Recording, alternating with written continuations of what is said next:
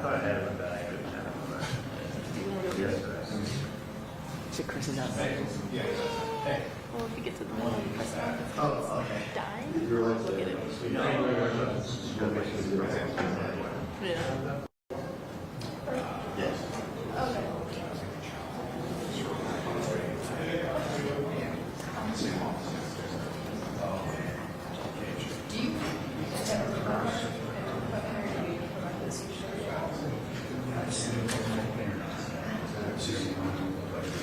Yeah, I'll move another word.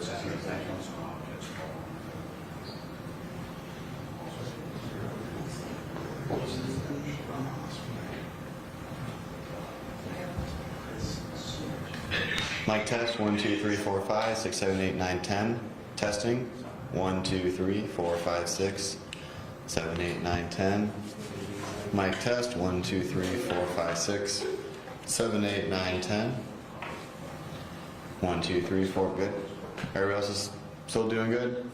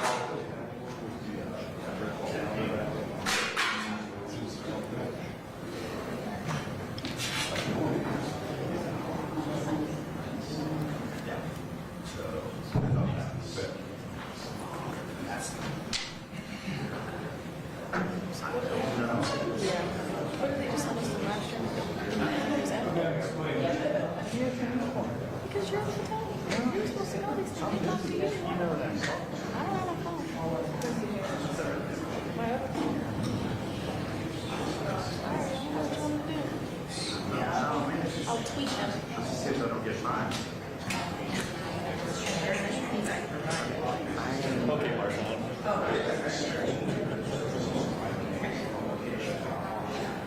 Just doing the bare minimum so you don't get fired. Hold them out.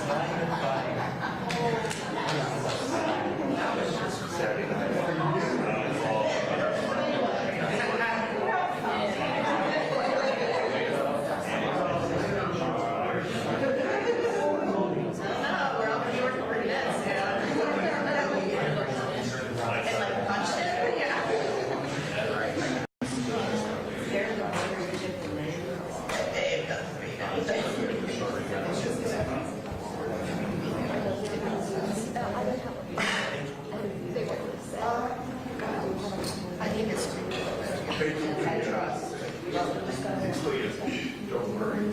Yes, that's okay. I don't. Yeah, but 2,011.5%.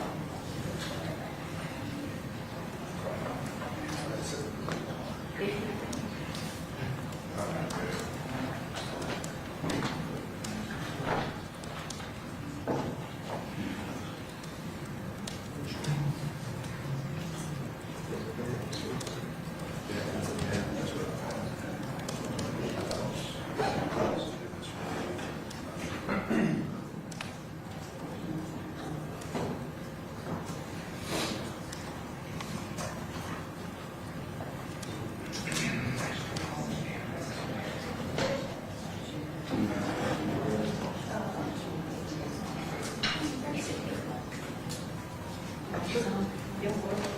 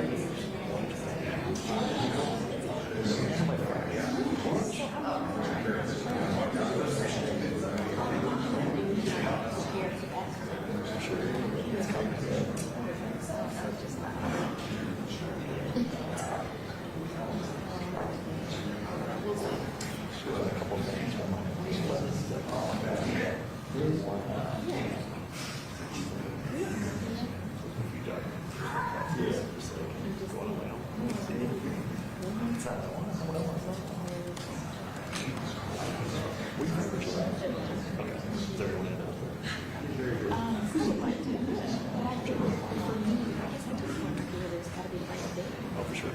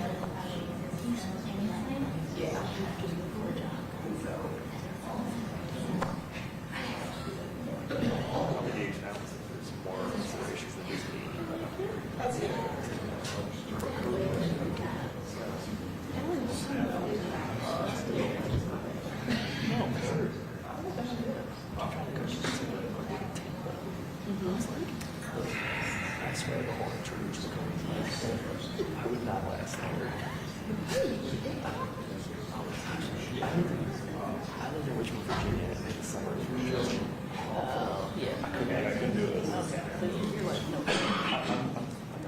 West. No, I got you. So it's like that's God's way of telling me, don't move there. You're not built for that. Again, it's just True.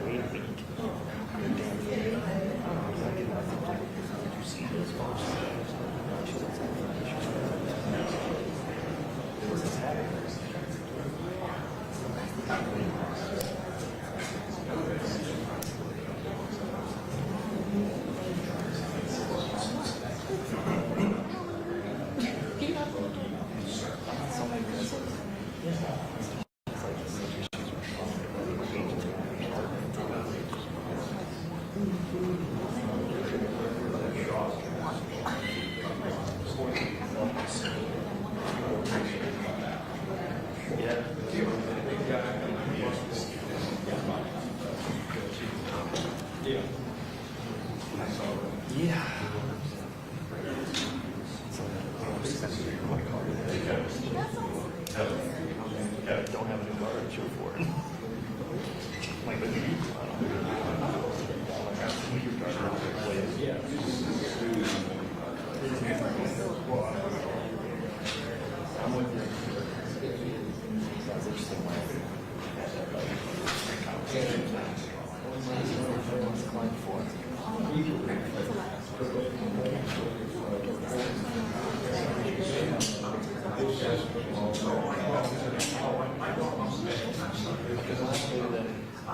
he was on the cusp of his first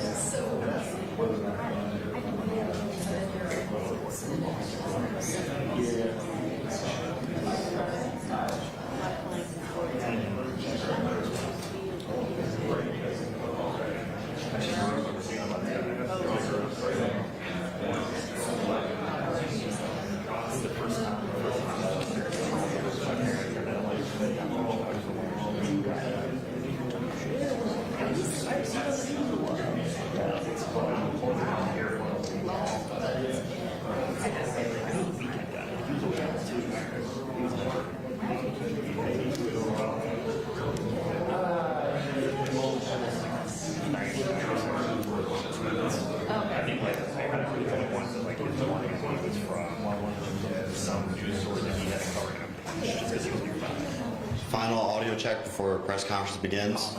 Test 1, 2, 3, 4, 5, 6, 7, 8, 9, 10. Good. Everybody all set?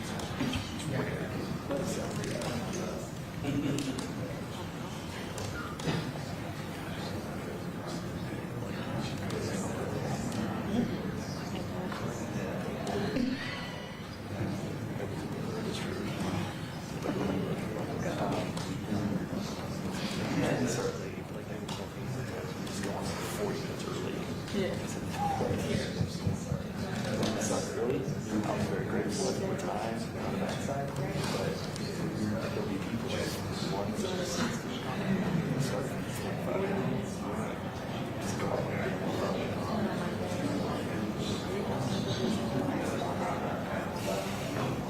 I was having a traffic bubble just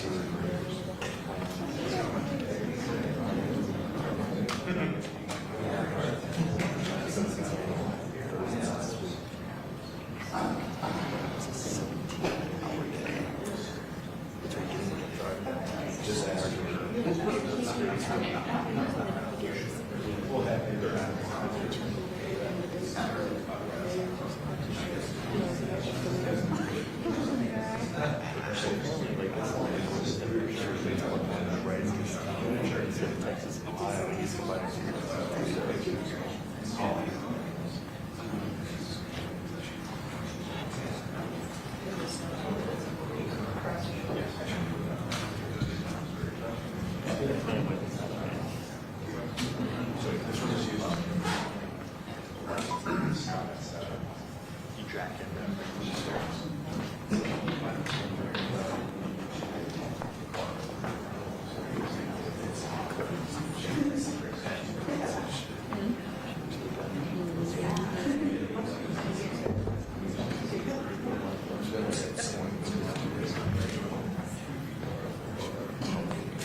I believe so, but I don't know if it's.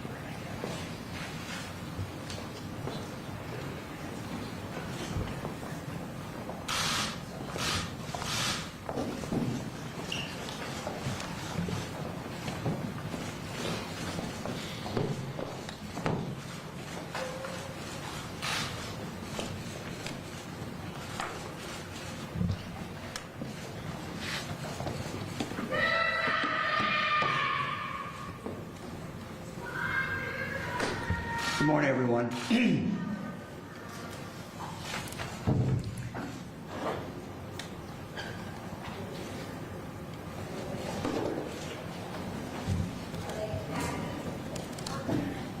On Sunday morning, Fran and I joined Mayor Nan Whaley, her husband Sam, Lieutenant Matt Dickey of the Dayton Police Department, to tour the Oregon District where the shooting took place.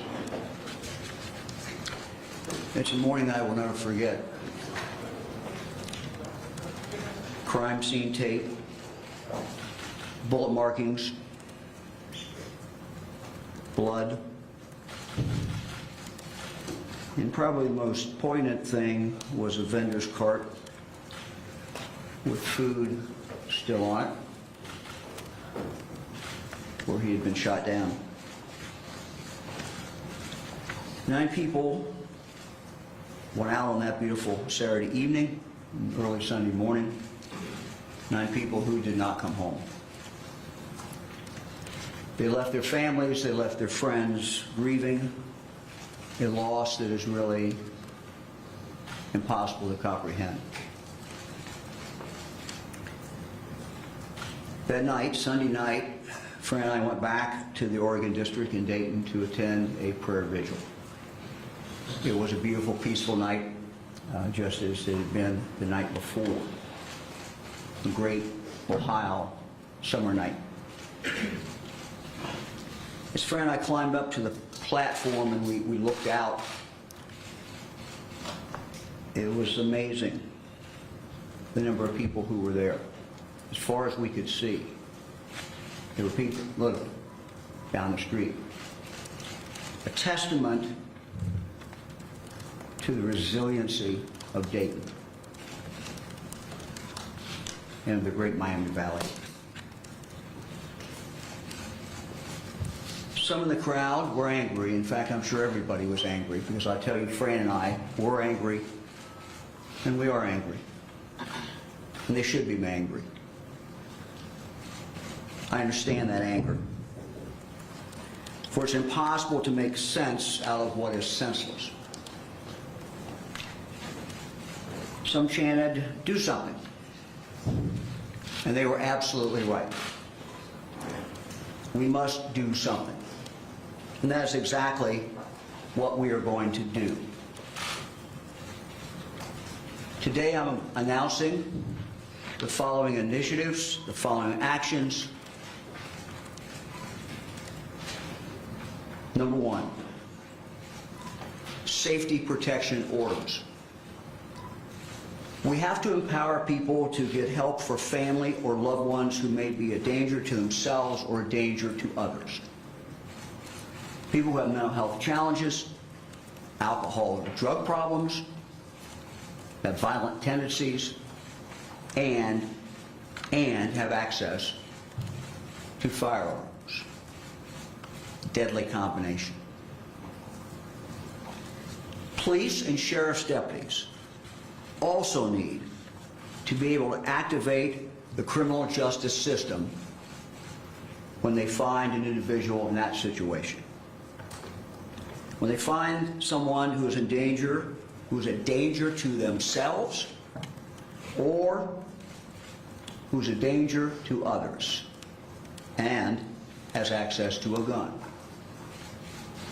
That's why today I'm asking the legislature to pass a law to allow courts to issue safety protection orders. Now I'm going to explain this in detail, because details are important. These orders, which would be granted upon clear and convincing evidence, would allow the removal of firearms from potentially dangerous individuals and get them the mental health treatment that they need, get them whatever help that they need. Individuals could be subject to a safety protection order if they present an imminent risk of injury to themselves. Suicide, for example. Or they present that risk to another person because of mental health issues, because of drug dependency, chronic alcoholism, or other serious conditions. These concerns, of course, must, our Constitution demands it, be balanced against the individual's right to keep and bear arms and their due process rights. My proposal will allow the state of Ohio to file for temporary orders. A hearing under my proposal, this ultimately will be up to the General Assembly. A hearing would, under this proposal, be held within 3 days of the filing, or sooner. The individual would have all the traditional due process rights. The temporary order could be granted. A temporary order could be granted if the state shows by probable cause that a person is a danger to themselves or others and has access to firearms. If the temporary order is granted, it would require the person to surrender all firearms to law enforcement. If granted, a hearing would then be held, a second hearing, within 14 days to determine if an extended safety protection order should be granted. In this hearing, all the same traditional due process rights would apply. If the court would then find by clear and convincing evidence that the person is a danger to themselves or to others, the extended order would be issued.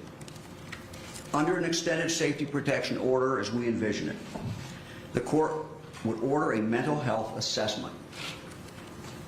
The individual would be required to undergo any recommended treatment.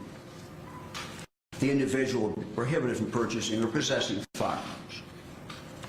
And any firearm order would continue to be withheld from that individual. In lieu of law enforcement keeping the firearms, an individual could have them sold on their behalf to a federally licensed firearm dealer. Extended orders would last for a period of 6 months and could be extended with another petition and another hearing. An individual could apply to the court any time after 3 months for a return of his firearms, only if the person could prove by clear and convincing evidence that they were no longer a danger to themselves or others. That is during that period of time. Initiative number 2. We must have increased access to the citizens of the state of Ohio, for the citizens of the state of Ohio, to our state psychiatric hospitals. We have a problem in this state. We have a problem with people who are not violent, who have been sent there by a court, who could be sent someplace else. And these individuals are occupying space that we urgently need today. And I'm calling on the General Assembly to take action in this area. Inpatient psychiatric care is limited in Ohio, making it difficult for individuals and families to access the level of care when it is needed. Over the past few years, Ohio's state psychiatric hospital capacity has become predominantly used by patients who are court-ordered to the hospital for restoration to competency to stand trial. This week, for example, 79% of the adults in our state psychiatric hospitals are court-ordered there. Many of these patients are nonviolent offenders. Many are misdemeanors. They are there simply in the hospital, pursuant to a court order, to learn how the court process works. It's the only reason they're there. Surely, together, we can find another place for these individuals to obtain that help, and that help being understanding how the court system works so they can proceed with trial. This education certainly can be done outside of these hospitals, freeing up critical beds for people who in fact do need hospitalization. The people I'm talking about coming out of the hospital are people who don't need inpatient psychiatric care. But there are other people in Ohio who clearly do.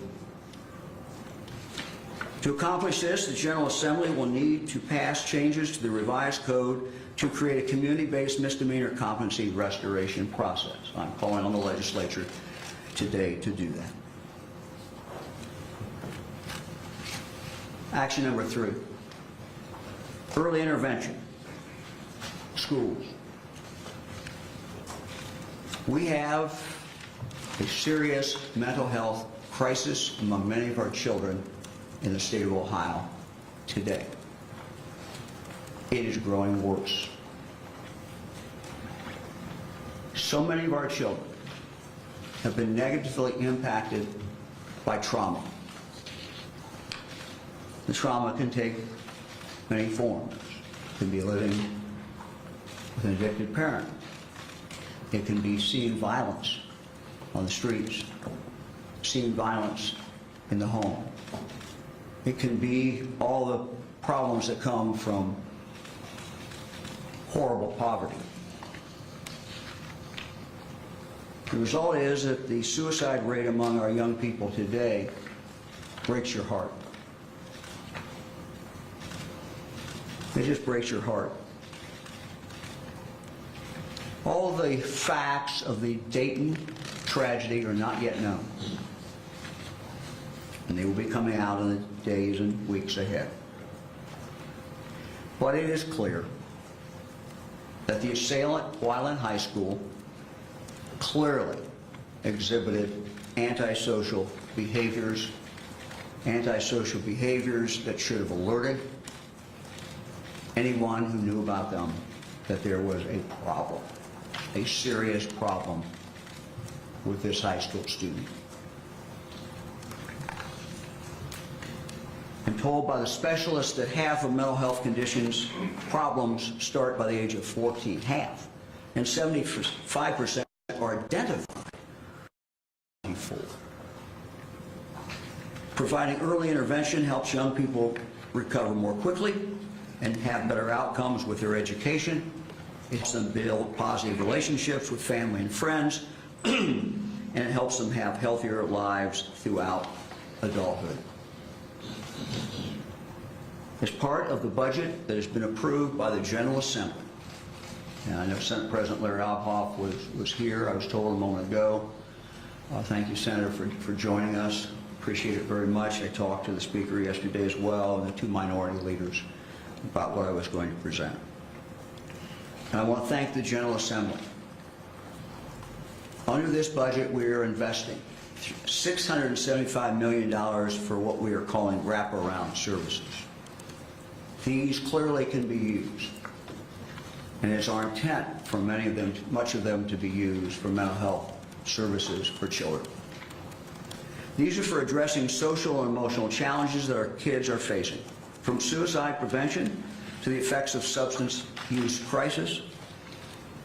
And all these things, teachers tell me, impact their ability to teach the child in the classroom.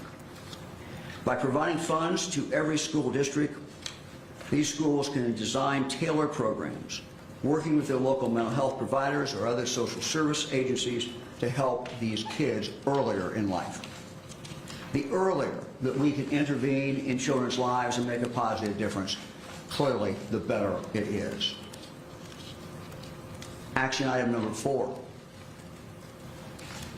We're also increasing access under this budget, and again I thank the General Assembly, to behavioral health professionals in our schools with $15 million in Medicaid funding to provide telehealth and mental health services to students so that no matter where a child lives in the state of Ohio, no matter how remote it is, they have access to high-quality mental health care.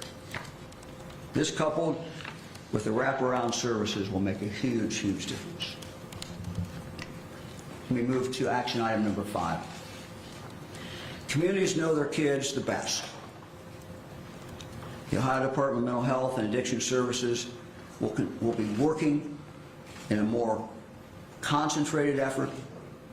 We'll be working with communities to increase knowledge of risk factors to help parents identify when their child is showing signs of a mental illness. The Ohio Department of Mental Health and Addiction Services will also share screening tools with clinicians, help connect community-based services, and link parents, families, and schools with proven supports and strategies to manage wellness over the child's lifetime.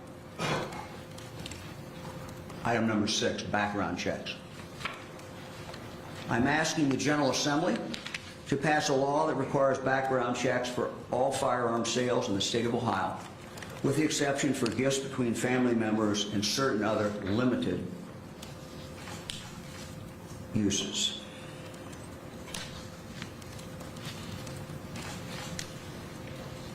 Number 7, an unbelievably high number of Ohio citizens are being killed as a result of chronic gun violence in the streets and in neighborhoods of our cities.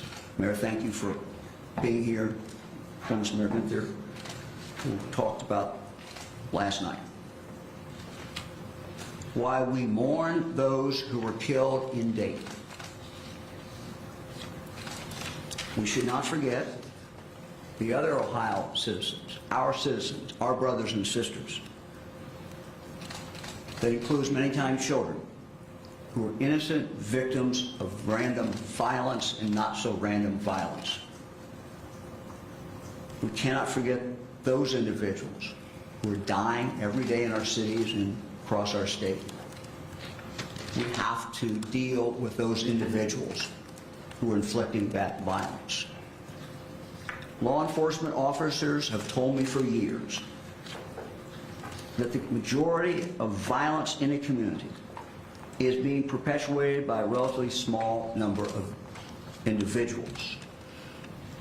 We did a study a few years ago which absolutely confirmed that, going back to 1977. The vast majority of criminals in this state do not commit violent crime. We must target those who commit the violent crime. We must go after them, and we must take them out of our communities. Far too often, criminals who have absolutely no right under Ohio law to possess a gun are using guns nonetheless. That's who we have to go after, the criminals. This must stop, so I'm asking the General Assembly to increase penalties on violent felons who continue to illegally possess or use guns. Number 8, illegal possession of a firearm by a violent felon. We must increase penalties for violent felons and other people who are found with a gun that they do not have the legal right to possess. The crime of having weapons while under a disability, which is what it's called, is currently a third-degree felony punishable by a maximum of 3 years in prison. I believe that this is a crime that for a first offense should be a second-degree felony punishable by 2 to 8 years in prison, and for a subsequent offense should be a first-degree felony, which is 3 to 11 years. Item number 9, possession of firearm while committing a felony. We should increase penalties for people who commit felonies with a firearm or who possess a firearm while committing a felony. Current law allows for an additional penalty of 1 year when a person possesses a firearm while committing a felony. This should be increased to a mandatory additional 1 to 3 years. Item 10, using or brandishing a firearm while committing a felony. We must increase penalties for using or brandishing a weapon when committing a felony. Current law allows for an additional penalty of 3 years if a person uses or brandishes a firearm while committing a felony. This should be increased at a minimum to a mandatory 3 to 5 years in prison. Again, these are my recommendations to the General Assembly. The General Assembly will, I hope, act upon all of them and exercise their judgment on these. Item number 11, the problem of straw purchasers. We must increase penalties for those who buy guns illegally for other people, a practice known as straw purchasing. Now, straw purchasing is illegal under both Ohio and federal law today. However, the Ohio law must be toughened, and I intend to do that. All too often, firearms obtained through these straw purchases are used in serious violent offenses. I am asking the General Assembly to increase the penalties for those who purchase a gun illegally for another person. Today, the illegal purchaser of a firearm, the straw purchaser, this is the person who actually purchased it for the other person, through a straw purchase, that penalty is a third-degree felony punishable by up to 3 years in prison. We must increase the penalty for a straw purchaser to at least a second-degree felony punishable by 2 to 8 years in prison. Number 12, I'm also asking the General Assembly to increase the penalty for a person who possesses a firearm. This is the person through the straw purchase who got the firearm. And when they get that firearm that they know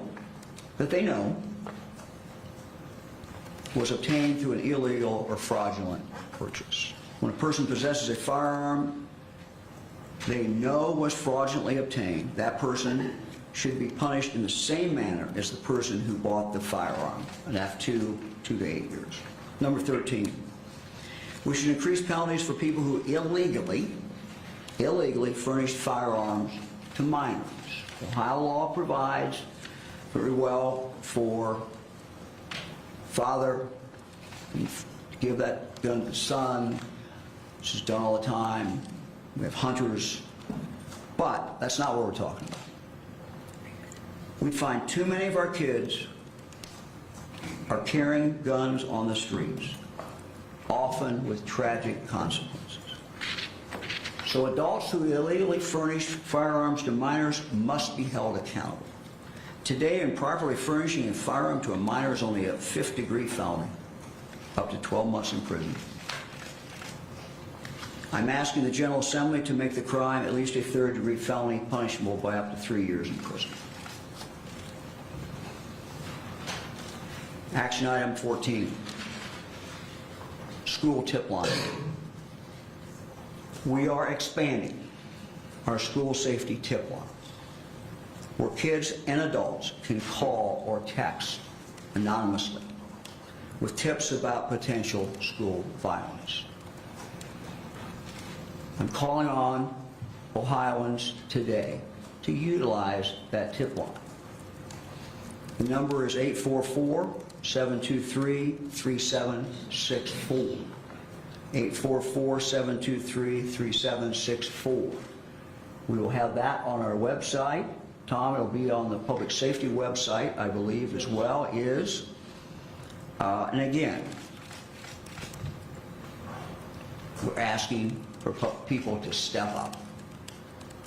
When you see something, when you hear something, do something. And we want to make sure people understand that they have the ability to make that call. They can certainly always call their local police, they can call their local sheriff, call somebody. So we're expanding that school safety tip line. Let me talk about the world of social media. While each one of the mass shooting tragedies in this country is the same, but it's also different. And the lessons that we learn from one should be applied, and it should be cumulative, the lessons we learn from all. But one of the things that we have seen is that time after time, the assailant, when you go back, you see on social media, the signs were there. They were there. We should have caught them. In the 24/7 world of social media, threats can and do arise at any time. Our hub, is what it's called, at the Ohio Department of Public Safety, is expanding. I told them to expand their ability to monitor and track potential threats on social media and to share that information with local law enforcement and with schools. We now have the ability, through software, to target specific phrases, specific words. This is not that we're monitoring everybody's social media, but we're looking for that sign from that violent offender that might save a life or 10 lives. We will be in touch when we find things with the local schools and local law enforcement partners. Item 16, the budget that was approved by this General Assembly also includes nearly $9 million to help harden soft targets like nonprofits and religious organizations to make their facilities more secure.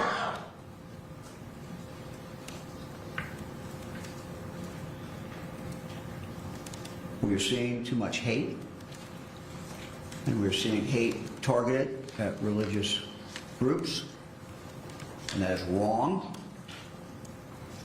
This action the General Assembly took is to help them prepare, help them avoid tragedy.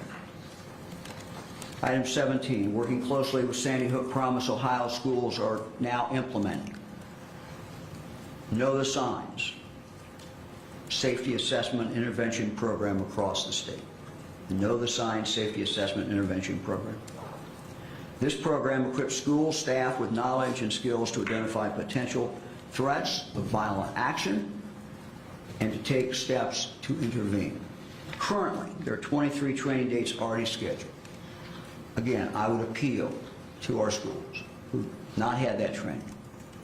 Go out, take advantage of that. Take advantage of that training. I know also that the Attorney General has additional training in other areas that could be helpful for schools. Our state is heartbroken. The fabric of our society has been torn. We are shrouded in deep sadness at the needless loss of lives that occurred in Dayton.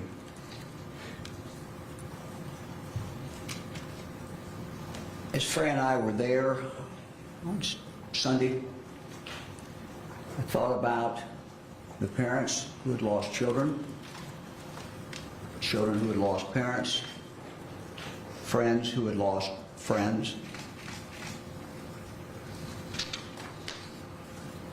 Now more than ever, we need to come together. We must come together as the much larger Ohio family. Because when one family grieves, all of us grieve. We have an obligation to each other. We have an obligation to include, not exclude people. We have an obligation to help others. We have an obligation to look out for each other. If someone is showing signs of struggle, problem, we must help, and we must not turn away. There is a saying that, and I quote, tragedy should be utilized as a source of strength. And, quote, no matter what sort of difficulties or how painful the experience is, if we lose hope, that's a real disaster. End of quote. So now's our time to be strong. Now's our time as a state to come together. Democrats, Republicans, liberals, conservatives, everybody come together. And I'm calling on everyone to do that. Look, we might have some differences.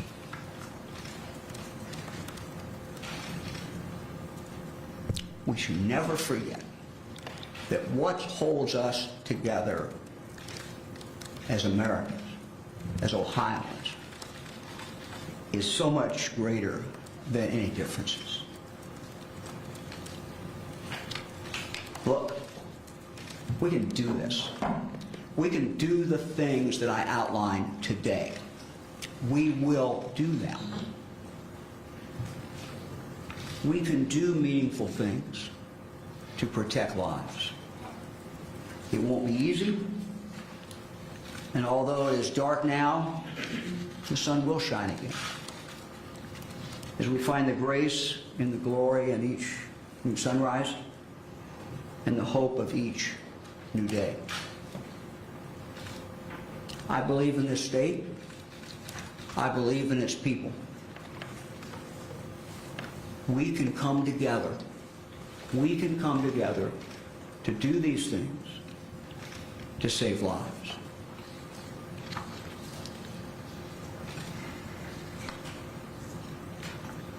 Let me just add, there's no magic about these proposals. There's no guarantees in life. If we do these, are there going to be violence someplace in the country? Well, we know there's going to be some violence. It's the world we live in, we understand. But I can tell you this. If we do these things, it will matter. If we do these things, it will make us safer. Each one of these, by themselves, is not going to solve all the problems. But I believe in my heart that each and every one of them will help. Each and every one of them will lessen the chance of violence. Each and every one of them will make this a better state and make this a stronger state.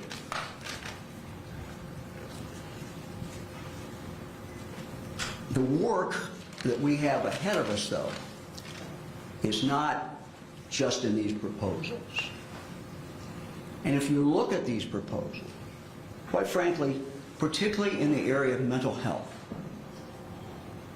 where we have a crisis, it's going to be the day-to-day slog, the day-to-day work that is going to make the difference. It's the blocking and the tackling. I'm not the football player, John is, but it's you got to do it every single day. But I can tell you, if we're committed to do this, we can do it. If we're committed to making sure young kids have more access to mental health, if we're committed to reducing the trauma that they experience, we can make a big, big difference. Let me say something to my home, the Miami Valley, and to the, specifically to the people in Dayton. We will spend the next few days burying the dead. We will spend the next few days hoping and helping that those who have been injured, helping them recover, praying for them.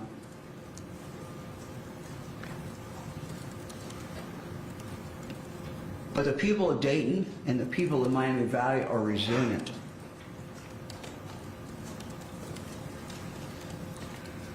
If anybody has a doubt about that, they should have been there Sunday night, or as far as you could see, people.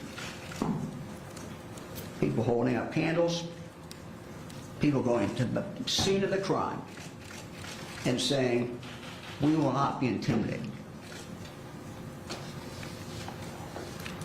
Dayton is a great city. It's a city, as we all know, with a great history. It's a city with a great future. So many great things going on. The mayor and I have talked about this a lot.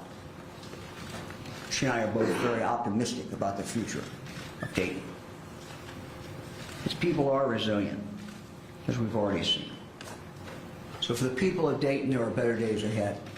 For the people of Miami Valley, there are better days ahead. Sun will come up. There will be opportunities in the future. We will always remember those who died. We will always be scarred by that. But we will do what Ohioans have always done, and that is push forward. I'm more than happy to respond to any questions from the meeting. For you unveiling this package of proposals absent the shooting that occurred on Sunday?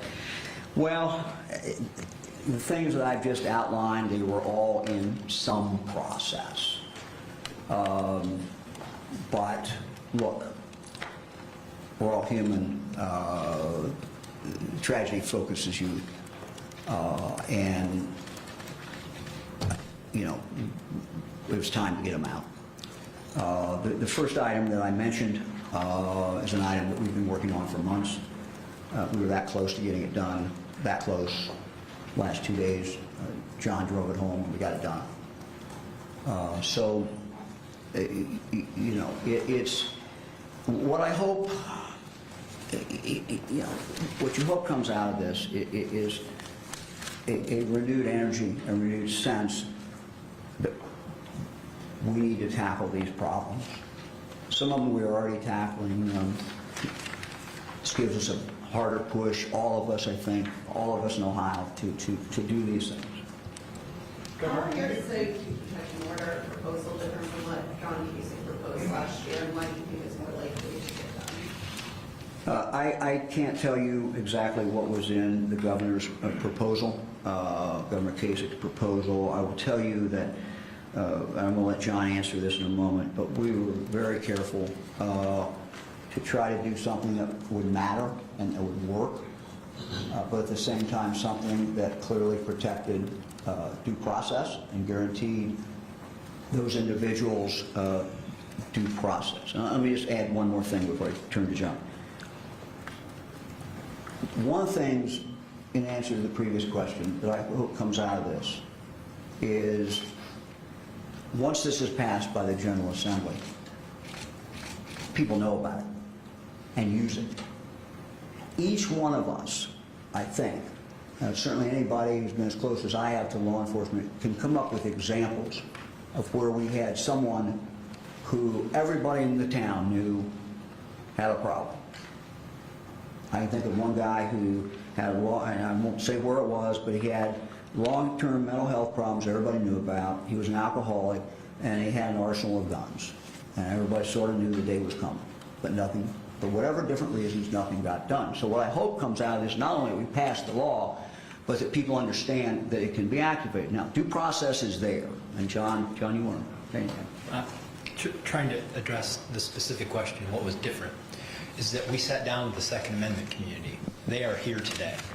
We invited them to be here and to be part of that process. Their major concern was, is there due process under the law? And in this provision, we provide due process under the law. If somebody is an immediate threat, the police can remove them. That exists in our current law. But then there will be a due process through the court system that will then give the ability for any weapons that the individual has to be taken by police. But it won't just happen at the police's discretion. It will happen at the order of a judge. That was the primary difference and the sticking point on these issues. And instead, so we brought people to the table to have the discussion, to work it through. There will certainly be discussion about it as it goes through the process, but that's the primary difference between what was referred to as a red flag law and what we are referring to, which is different than that, is a safety protection order, which provides due process. And look, let me just also emphasize, excuse me, but let me just also emphasize, when we say safety protection order, we kind of wrestle with what to call it. The idea is that you're going to eliminate some suicides by doing this. I mean, you're going to help. So it's the public, and it's also the individual. Sometimes these people are their own worst enemy, and it's just the way it is. So you're going to save some lives there. You can save some lives out in the community. Who else? Lieutenant Governor, can you walk through the specific step-by-step process by which the safety protection? Let me just, okay, this is in our prepared statement, is what I read. That is the exact process. It is a two-step process, but every stage there is protection. Now, I think it's literally, we can get you my statement. It is there. I mean, it is a process that is activated. It's a process that is activated initially by a family member or by the police. And I think that's what, so if you have somebody else out in the community who is seeing this, they can go to the police and report that. Then you start through the process.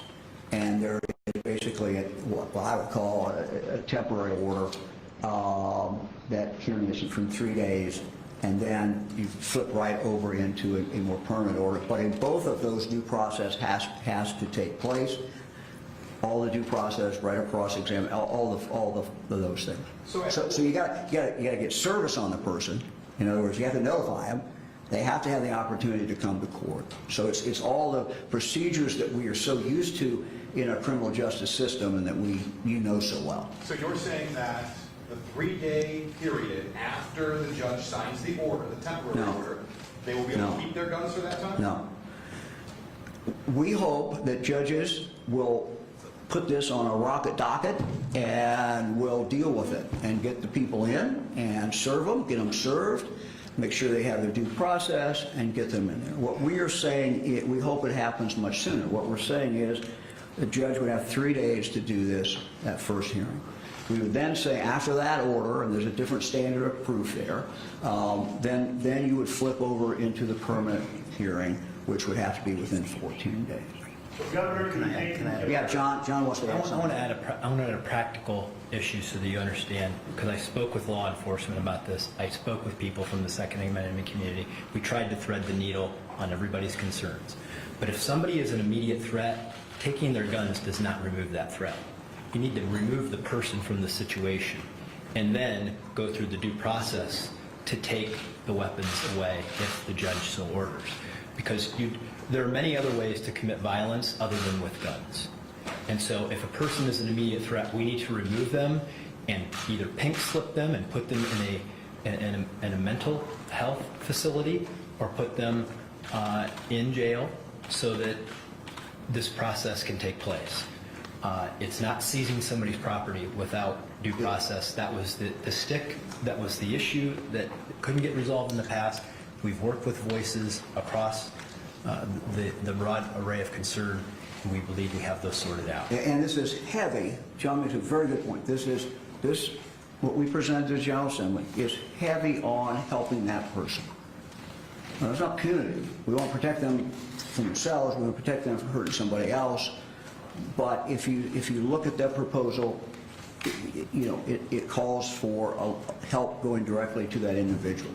And that's what, it's very heavy on that. And we believe, unlike in the past when it failed, that we have brought people together and this can pass and become law and begin to be implemented sooner, rather than having the old fights that ended up in inaction.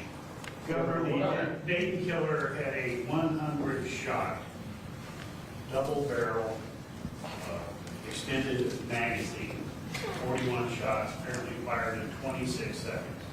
Was any consideration given to limiting the capacity of the magazine? Look, there are a lot of issues that we could talk about. There are a lot of issues that, quite candidly, if you're serious about getting results, I'm kind of a results-oriented guy, some of these things have to be done at the federal level. John, you want to add anything to that? No, I think that's sufficient. Governor, the people of Toledo, all throughout the state, want to know, why does it take a tragedy to get pen to paper, to get this in front of the legislator, to get people to actually vote? Look, as I indicated, there are, a lot of this was in the works. In fact, all of it, I think. There may be some exceptions, but I'm not aware of anything that was not already in the works. Part of this is, I have made this very clear throughout this crisis, that we're going to do things that matter, we're going to do things that are constitutional, and we're going to do things that can get passed. So making sure something can get passed is a key. You'll find, after 4 years or 8 years with me, I'm bottom line, results oriented. I don't do a whole lot of things just to be doing them. So our job is to get results. Our job is to get something passed. And so getting it in the proper form, for example, our item number 1, which you're just talking about, we needed to make sure that we had the buy-in, that we had the assistance from the Second Amendment community, because if we presented that bill to this General Assembly without that, the bill would go nowhere. So what I owe the people of the state is results. I don't owe them rhetoric. Rhetoric's fine, sometimes there's occasion for it, but what they want, and what I've heard year after year from the people of Ohio, is fix the problems, help us make things better. That's what this proposal does. But as far as the timing of all of those, that's why we're trying to get these things in a way that we can get them passed by the General Assembly. Governor, what conversations have you had with legislative leaders that would suggest they're more prepared? I have talked with all 4 legislative leaders. I had those conversations yesterday. I have said to them, we will get you copies of it. I tried to outline in broad brush strokes what we were going to do. I also said to them, I fully understand that the General Assembly will do what the General Assembly does, which is hold hearings and look at these things. These are all things that I believe can pass. These are all things that we can get done. These are all things that will make a difference. These are all things that are constitutional. And it was great. It was great that Larry Obhoff, that was a great sign that Senator Obhoff, I know he had to go, but he was here.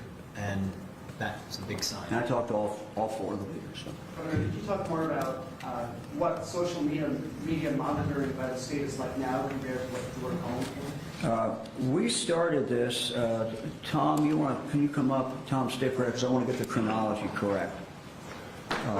This is not brand new, but it's going up like that. So you want to talk about, when I was Attorney General, we started talking about it. Yeah, we did. Thank you. Tom Stickrat, Director of Public Safety, and we did start talking about this with Attorney General DeWine and working on some of these things at the Bureau of Criminal Investigation. I would say the difference is we're now being proactive rather than reactive. We've probably historically been reactive with social media.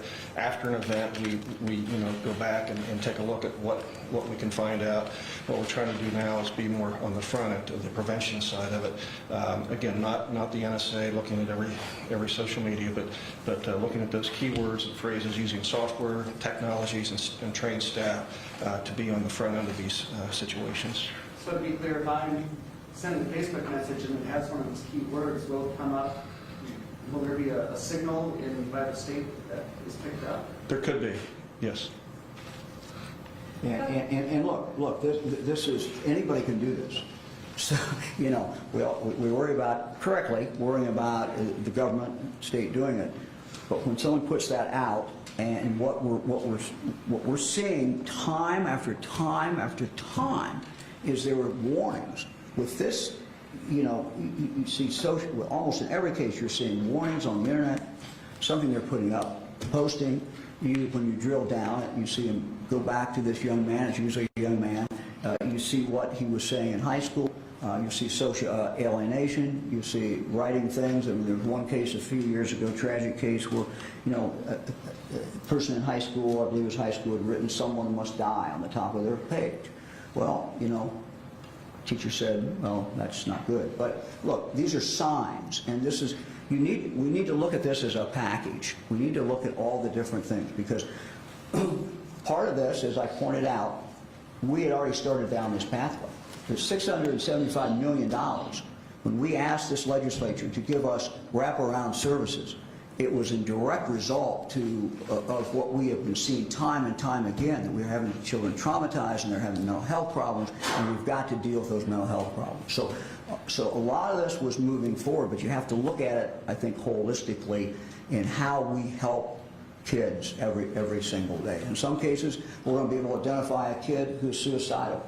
In other cases, we may identify a young person who is exhibiting all kinds of bad signs that in a few years, or not a few years, they'll turn into a killer. So it all comes together. How important is it for the General Assembly to take all of these proposals to heart and not just cherry pick the ones that might be look, each one is important. Each one should be passed. I see no reason that all these cannot be passed. I expect the General Assembly to do its constitutional duty, to look at these issues, to hold hearings, to bring in interested parties. But we have tried to put together these proposals that are constitutional, that make a difference, and that we think we can get passed. Now, I'm not saying it's going to be easy. I'm not going to say it's going to be easy. But to get back to a question that was asked a moment ago in reference to folks in Toledo, the momentum that has been created by this horrible tragedy, I think is putting a spotlight on this. You're reporting it more. We'll talk about it. Everybody's looking at it more. Now is a window of opportunity for us to change things, to do what we need to do. Governor, thinking of the Connor Betts situation, Thinking of what? I'm sorry. Of Connor Betts and Dayton, who along that pathway would link a child like that when he was in high school to the mental health services you're funding? Was it the parents, the students on the school bus? Was it the teachers, the law enforcement? Because this... Look, first of all, we don't know all the facts about him. More facts keep coming out as the news media does the good work it does. But the answer is all of the above. If you look at the combination of all the different things, either that we have already set in place, in motion, in this budget, that was, for those of you who are not from Ohio, was passed in July, in that budget and in the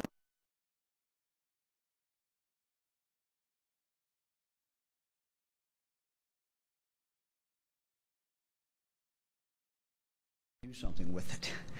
And so one of the things we heard from teachers is, well, we don't have anything, we don't know what to do with it. Or, you know, we need to be tied into the social services. So if you look at where our thoughts are, and again, I've gotten some questions from superintendents about, well, where is this $675 million over 2 years supposed to be spent? What can we spend it on in regard to the wraparound services? The answer is, this is something you can spend it on. And what we envision you doing is not, you know, creating it out of whole cloth.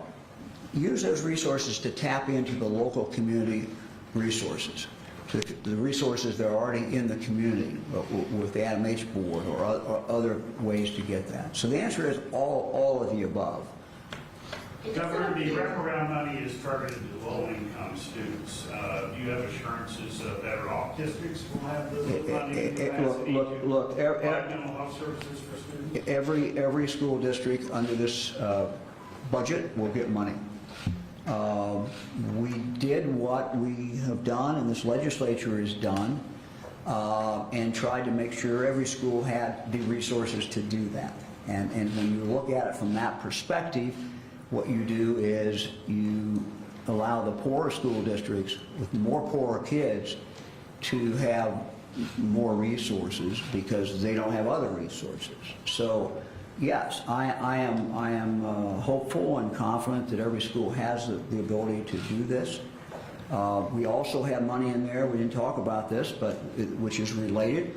We also have money in there in regard to our social emotional learning, which is we have put under the broad category of how we help young people avoid going down the pathway of addiction.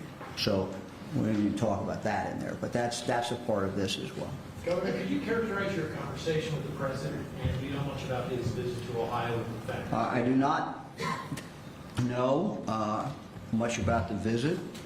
My understanding is the president is coming tomorrow, and you know, I was invited to be there. I've talked to the mayor about the visit, but I don't at this point know the final details of what they're going to do. Was there a second question, Jim? Well, it's just the value of having the president come here. What does that do for us or the nation? Look, I think it's always appropriate for a governor, a president, to go where there's sorrow, to go where people are hurting. My understanding of the visit is that's what it's focused on. Being here, saying I'm sorry it happened. I grieve for you.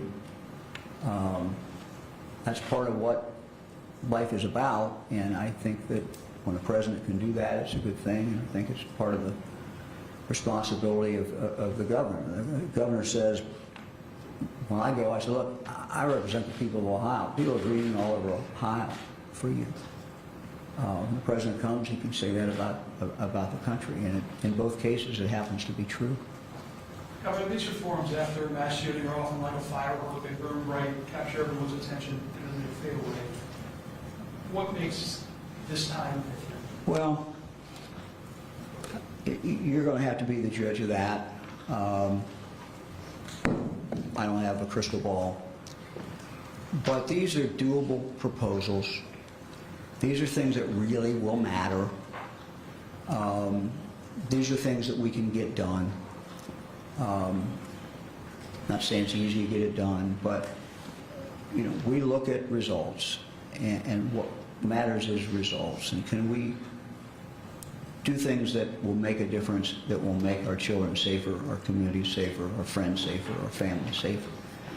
We look at that every day. I mean, that's that's the job of the governor. As I said, many of these, all of these proposals were in some different phase, and we knew that in some cases we could do it ourselves through executive order or through our agencies. We were down that pathway, but we also knew others. We, through our system, need to go to the General Assembly and to get the General Assembly to pass them. And so this is a window of opportunity, and let's not mess it up. Let's not miss this opportunity. This is our opportunity to do these things. It doesn't appear that a background check would have shown much in the case of the Dayton shooter. Why was that something that you felt like? Thank you for the question. Since this tragedy started on Sunday morning, I've made clear that every one of these shootings is different. Everyone's the same in some respects. Most of them involve a person who is marginalized for whatever reason.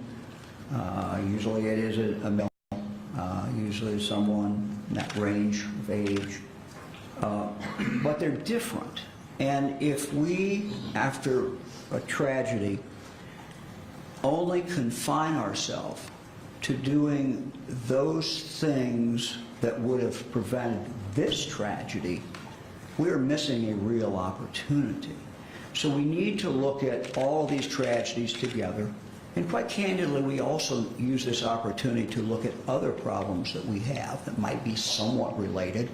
For example, you'll see in here proposals that I thought about a long time, and I tried to get passed when I was the Attorney General, and we didn't really get much passed. And you know, we've been preparing to take to the General Assembly, having to do with violent people out on the streets and targeting repeat and violent offenders.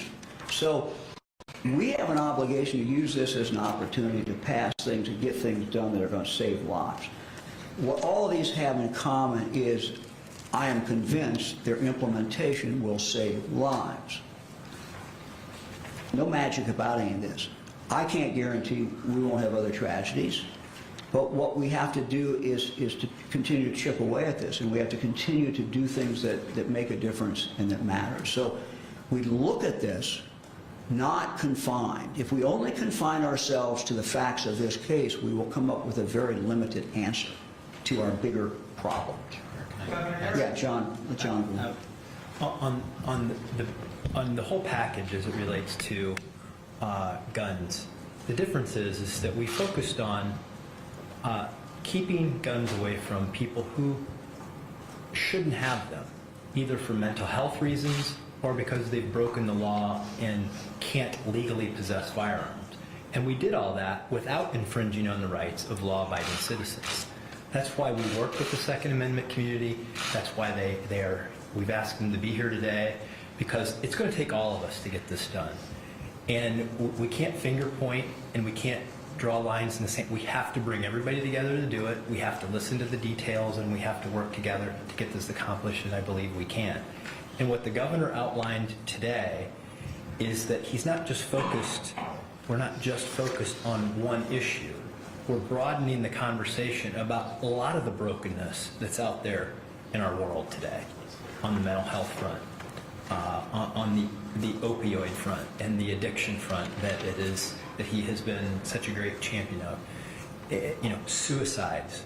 All of these things will, as a package, play a part of helping to save lives for people all across the landscape of Ohio.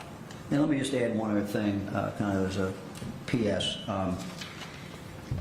My friends in the mental health community, I think, would want me to point out the obvious, which is that the vast majority, in fact, way over 90% of the people who have a mental health problem are not violent at all.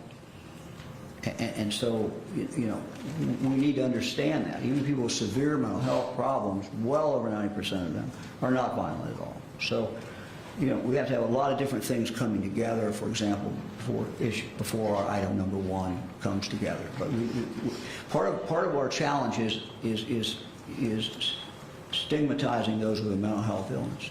We've got to start treating people with a mental health illness like they had cancer or they had some other problem, medical problem because it is a medical problem. And that's something we got to get over. And we're making progress, but we got to do a better job. And that's part of what some of these programs are trying to do. Governor, there are One more several, question. Governor, there are several proposals, Andy. pro-gun proposals in the State House right now, stand your ground, constitutional carry, or permitless carry. What do you think about the future of those types of proposals? Look, I think we need to get this done first. Look, my position and John Houston's position in regard to the Second Amendment have not changed. Our positions on those bills have not changed.